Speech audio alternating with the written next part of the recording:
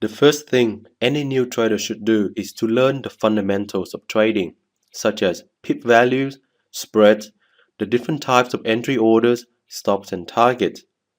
Trading is a skill and a profession like any other, and to succeed in it, you must have a good foundation.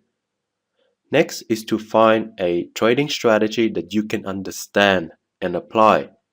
You should do a combination of demo trading and backtesting in order to prove to yourself that it is profitable and most importantly that it suits you.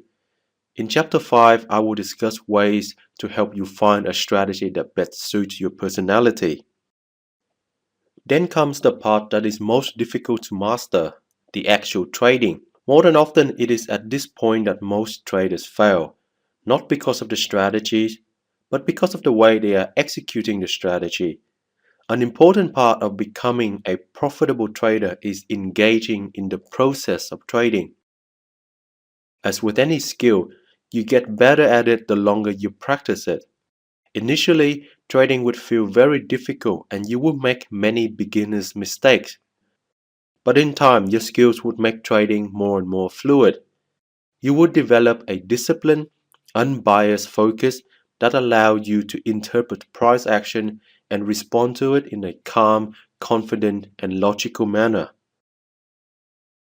Successful traders execute their trades in a patient and disciplined manner.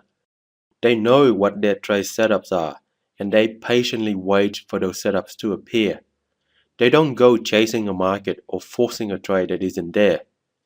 Once those setups appear, they pull the trigger without hesitation and take the trade. They realize that not every hour or even every day is going to present them with good trading opportunities. But they also know that the market will provide plenty of opportunities if they simply wait for those opportunities to come around.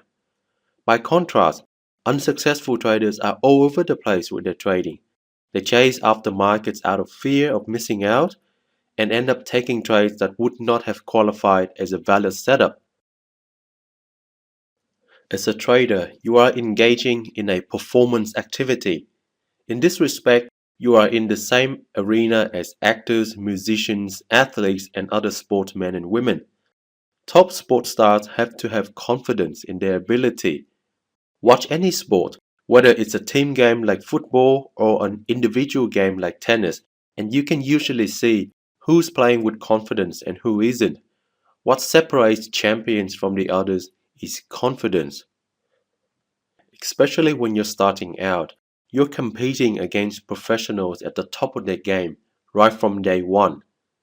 There is no junior market where you can practice and gradually work your way up to the senior level. There is no beginner friendly kindergarten market where your broker will give you your money back if you lose.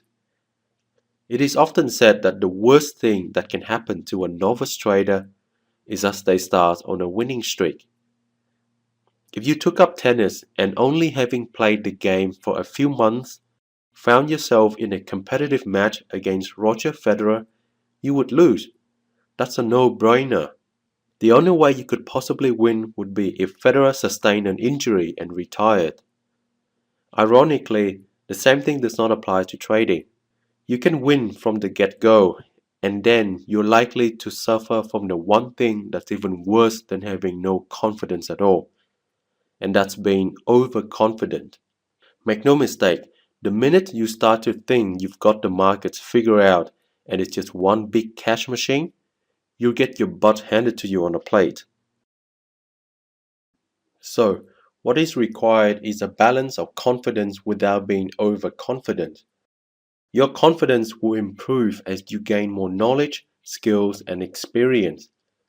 Hollywood actors can forget their lines, famous musicians can hit bum notes, and professional footballers can score own goals. However, most top performers in these professions are confident that they'll do well most of the time because of their training and dedication to their craft. And so it is with traders. Unless you've taken on by a bank or a proprietary trading firm, getting to the stage at which you can justifiably be confident in your own ability is likely to take longer than you think. Much longer. To be able to consistently take profits off the market over the medium to long term as a retail trader is similar to taking up acting with the view to making a living doing it. It could happen, but probably not overnight, or taking up football with the aim of playing for a professional team. Some people would say that trading really isn't as difficult as any of the above. Maybe they're right. However, one thing is for sure, most novice traders start off by being overconfident, fueled by hope and fantasy and unrealistic expectation, without any idea of the scale of the challenge that lies ahead of them. Having been this far into the course, you no longer have that excuse.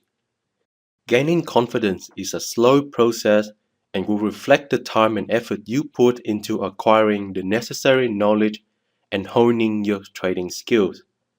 To do this efficiently, you will need to structure your learning. Think about the top musicians and sportsmen and women mentioned earlier.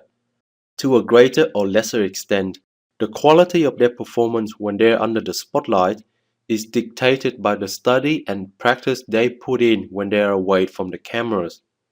That study and practice isn't arbitrary or random, it's highly organized. Sport teams practice their plays again and again so that they can execute automatically and flawlessly in games. To acquire real confidence, you need to become process driven. When traders are process focused and process driven, greed, fear, emotional impulses are less likely to interfere with trading. Equally important, the process can ensure that traders are as consistent as possible in doing what they do best. We like to blame the market for everything. Too much volatility, not enough volatility, big boys stop hunting, unexpected news report.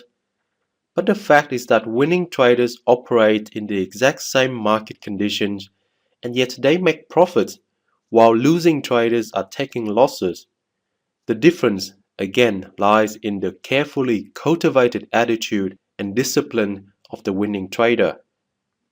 In order to become winning traders, we have to learn to control our emotions, to approach trading without fear, and to maintain disciplined, unruffled awareness of the reality of the market's action. That is, to see it clearly at all times and not allow our perceptions to be distorted by a desire for the market to do anything other than what it is actually doing. Most traders, rather than concentrating on working on themselves and their attitudes, concentrate their efforts on trading strategies and market analysis. The problem is that market analysis can go on endlessly. You can load indicator after indicator on your chart.